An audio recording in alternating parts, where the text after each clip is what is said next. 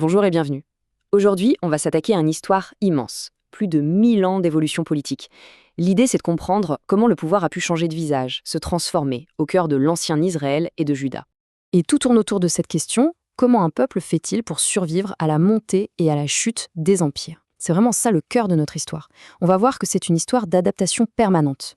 L'autorité, le pouvoir, a dû se réinventer sans cesse à chaque grande crise, pour que le peuple puisse tout simplement perdurer.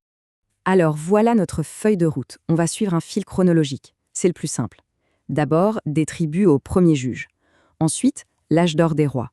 Puis, la division et la chute. On verra comment le pouvoir des prêtres a pris le relais. Et pour finir, la dynastie assez surprenante des Asmonéens. Allez, on commence par le tout début. Donc, au commencement, il faut bien comprendre qu'il n'y a pas d'État, pas de frontières fixes. Non. L'histoire démarre avec des familles, des clans nomades. Et tout repose sur une promesse. Une promesse liée à une terre, la terre de Canaan. C'est l'ère des patriarches. L'autorité, à ce moment-là, elle est très personnelle. Elle est itinérante, elle suit le chef de famille. Et là, on observe une première bascule, un changement vraiment intéressant. On passe d'un pouvoir qui est fondé sur la lignée, sur la généalogie, on est chef parce qu'on est le fils d'eux, à un pouvoir qui, lui, naît de l'urgence, du besoin immédiat. C'est le pouvoir des juges. Autrement dit, l'autorité n'est plus héritée, elle devient situationnelle, elle répond à une crise. Alors, il faut vraiment s'imaginer cette période. L'autorité est complètement éclatée. Il n'y a pas d'État centralisé, pas de gouvernement permanent, les tribus sont unies par une mémoire commune, oui, mais c'est tout. Et c'est là qu'interviennent les fameux juges. Ce ne sont pas des juges au sens moderne. Ce sont des leaders charismatiques, comme Déborah ou Gédéon, qui surgissent quand il y a une menace extérieure. Ils prennent la tête des opérations et, une fois le danger écarté, eh bien, ils disparaissent de la scène politique. Mais ce système, on peut l'imaginer à ses limites. Face à des menaces de plus en plus organisées et constantes, le besoin d'une unité plus forte, plus stable, se fait sentir. Et c'est ce qui va pousser les tribus vers un tout nouveau modèle politique, la monarchie. Alors, voyons comment ce royaume va naître. Et là, en quelques décennies, tout change. C'est la naissance d'un véritable État. D'abord, Saül qui devient le premier roi. Il unit les tribus. Puis vient David, et ça c'est une étape clé. Il fonde Jérusalem comme capitale politique. Et enfin, son fils Salomon qui construit le premier temple. On a maintenant tous les ingrédients. Une capitale, une dynastie, un centre religieux et administratif. Tout est là pour forger une identité commune et une vraie souveraineté. Ce qu'il faut retenir, c'est que ça change tout. On n'est plus dans une logique de région tribale un peu floue. Non, pour la toute première fois, on a une nation, une entité politique stable, souveraine, organisée autour d'une capitale et d'institutions. Le royaume donne au territoire une cohérence qu'il n'avait jamais connue. Mais voilà, cette unité, cet âge d'or, ne va pas durer. Elle était peut-être plus fragile qu'il n'y paraissait. Le royaume va très vite être confronté à des divisions internes, et surtout à la pression écrasante des grands empires voisins. Et l'effondrement va se faire en plusieurs étapes sur plusieurs siècles. C'est une longue agonie en fait. D'abord, juste après Salomon, le royaume se déchire en deux, Israël au nord, Juda au sud. Ensuite, le coup de grâce pour le royaume du nord, les Assyriens arrivent et le rayent de la carte. Et enfin, un peu plus d'un siècle plus tard, c'est au tour du royaume du sud, Juda, d'être conquis par les Babyloniens, qui détruisent tout sur leur passage, y compris Jérusalem et le temple. La destruction du temple, l'exil, c'est la fin d'une époque. La monarchie, le pouvoir du roi descendant de David, tout ça n'est plus une réalité politique. C'est terminé.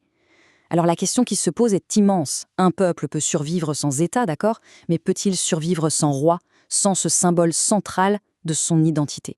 Et c'est là qu'une nouvelle transformation, absolument fondamentale, va avoir lieu. Puisqu'il n'y a plus de roi, le centre de l'autorité va se déplacer. Le pouvoir va devoir se réinventer complètement pour s'adapter à cette nouvelle situation. Un peuple sans roi et sous domination étrangère. Cette phrase, elle l'exprime parfaitement. La maison de David ne disparaît pas, elle se retire dans une autre dimension, une dimension symbolique. Concrètement, ça veut dire que le roi devient un souvenir du passé glorieux et un espoir pour le futur, un espoir messianique.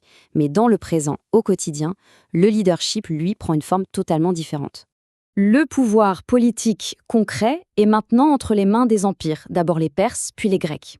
Alors, qui dirige la communauté ? Eh bien, c'est le grand prêtre qui devient la figure centrale. L'autorité glisse du palais royal au temple. Elle n'est plus basée sur la force militaire, mais sur la loi, la Torah.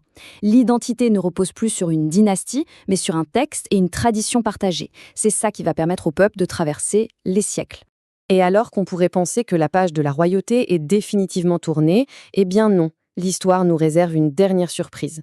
Une révolte contre la domination grecque va mener à un retour inattendu de la souveraineté et à la naissance d'un royaume juif, mais un royaume très très différent du premier. Ce qui est fascinant avec cette dynastie des Hasmonéens, c'est de voir comment le pouvoir se construit pas à pas. Au début, Juda Maccabée est un chef militaire, un chef de la révolte, mais il n'est pas roi. Son successeur, Jonathan, cumule les fonctions de grand prêtre et de leader politique. Il faut attendre Aristobule Ier pour que l'un d'eux ose officiellement prendre le titre de roi. On voit bien cette montée en puissance progressive. Et ça, c'est une véritable invention dans l'histoire juive. Une dynastie de prêtres-rois. Attention, ils sont de famille sacerdotale, pas de la lignée de David. C'est une structure de pouvoir complètement hybride qui mélange le religieux et le politique. C'est quelque chose de totalement nouveau, mais qui va s'avérer aussi très instable. Et ce sont leurs querelles internes qui vont finalement ouvrir la porte aux Romains. Alors, si on résume tout ce parcours, on voit bien les 4 grands visages qu'a pris le pouvoir.